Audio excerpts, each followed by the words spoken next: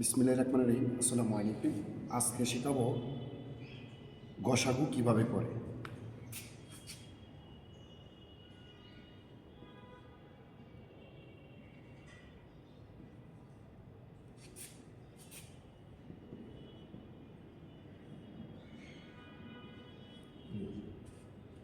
আমরা প্রথমে বসাবো 12, 24,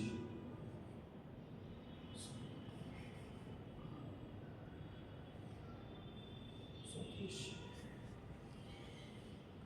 যেহেতু এখানে গসাগু আমরা তিনটা সংখ্যার মাধ্যমে এমন একটা সংখ্যা নিব যে 3টা সংখ্যাতে যায়। সর্বপ্রথম আমরা 2তে দিলাম, 2তে দিলে 6 দোকানে 12, হ্যাঁ 12 দোকানে 24, 18 দোকানে 36।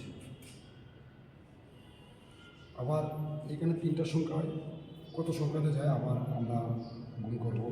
আবার 2 দিলাম, এখানে 3, এই যে 6, এখানে সেখানে 9। এখন এমন একটা সংখ্যা নেব যে সংখ্যায় আবার এই 3 যায়। আমরা এখানে 3 দিলাম, এখানে 1, এখানে 2, এখানে 3, 3 3কে 9।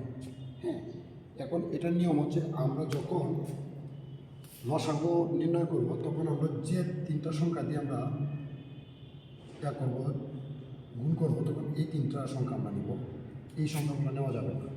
তাহলে কী হচ্ছে, এখানে 2 ইন্টু